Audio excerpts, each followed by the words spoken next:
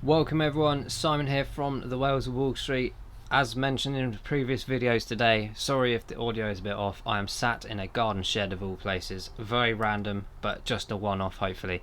Guys, let's take a quick look at XLM because I've got a lot of videos to cover this morning before I jet off on my journey. So if you remember in the previous video, we did draw a few elements of interest. So we drew this kind of miniature temporary trend line here of perhaps a move positioning that we might see in the next few days, and that has kind of played out as we've hit this area of blue that we drew in a couple of days ago.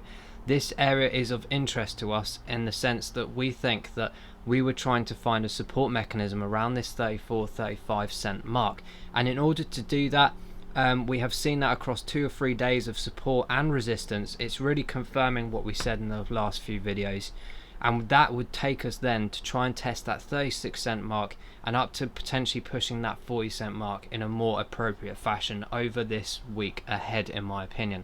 So guys, there is still an opportunity to potentially try and buy in here as well at lower regions around 32 if we get a rejection at the support level. But I truly think we're really at this point in time of transition for XLM, because it has been not necessarily suppressed, but I think a lot of people were getting a bit fed up with its lack of movement. Well, I disagree, because as we mentioned in the previous video, coming from that 29th of September, only 10 days ago, guys, around 25 cents to hit up to here in the highs of sort of 36 cents. I think that's been a very good move so far.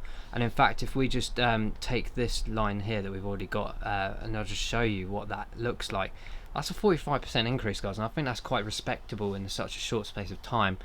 XLM, guys, is a giant, an absolute giant of a project, and I'm honestly saying this to you, like, this is not financial advice, but when people sit there and go, oh, it's not moving, they're kind of like the best times to be doing something with it, because the sleepers with projects like this that are going to essentially be the foundation of like things like CBDCs, which arguably are kicking off right now, including next year, and probably the giant economies around the world.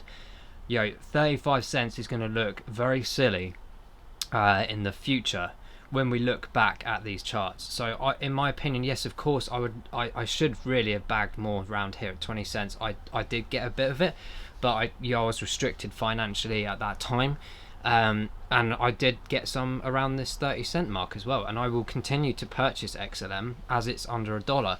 Of course, as low as it can be is best, but you can't ever sort of anticipate what it will and won't be over a specific period of time. So you just go with your thought process of how big is this, do you think this is going to be in the future. I mean, I think even this year, obviously, we can get to a few dollars worth at least, but I think that long term, when this thing gets fully adopted and integrated and people start going, oh, I've never heard of CBDCs, how are these powered? And then you get the big whales that aren't even invested in crypto or something yet finding out.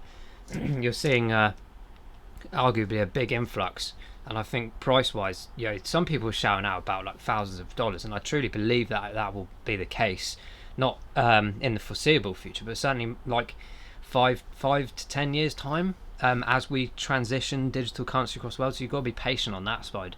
But I think XLM is an absolute powerhouse in the making, and these prices right now are literally shouting out to you to go, yeah, hi guys, we're still here, take advantage, kind of thing. Again, not financial advice. I just think these sleeping giants are not going to stay here for long. And watch it, guys, trust me, in the next month or two, or certainly maybe even the next few weeks, this thing will be gone. So guys, yeah, the RSI has picked up a bit. It's still in a bit of a limbo opportunity, so that's why we still got this buy option here around the 30 cent mark, just in case we do drop back down there before an uptake. But in general, I think like the bullish momentum is slightly continuing for XLM. We had a bit of a fade off just today with some profit taking, and that's understandable for those that maybe missed out on these opportunities over the last few days, but certainly taking profits, as we mentioned, from that kind of marker here, 28th, 29th of September. 45% is a good gain to have. So let's see how this plays out over the next few days. Again, I'm still leaving that blue line in there because I think this is of great interest.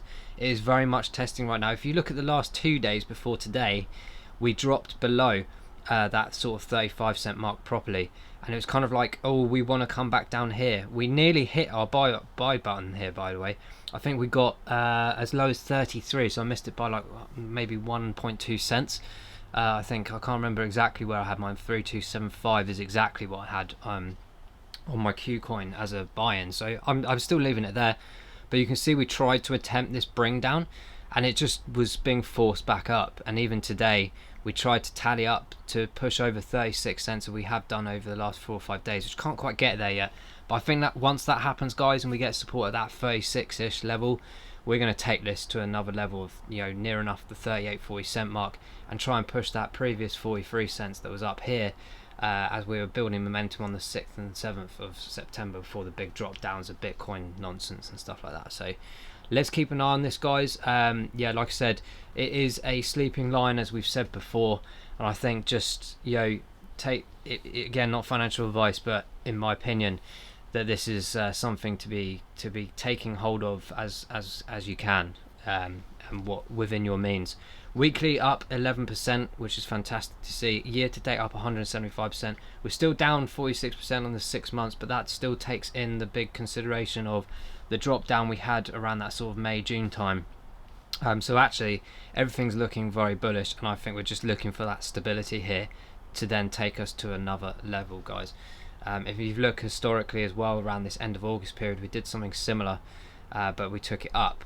And we just need to also monitor Bitcoin, because as we get to like nearer that sort of 60,000 mark, you're going to start seeing some profit taking, because we've had a big nice run over the last few weeks. So I'm not anticipating it's going to be as big as the last one, but certainly we'll have new lower highs as we continue to creep up the ladder across the market. So XLM, guys, as I said, let us know if you're holding this amazing project in your portfolio. Let us know what your price predictions are for XLM in this year. And guys, we'll wrap it up there. We're looking forward to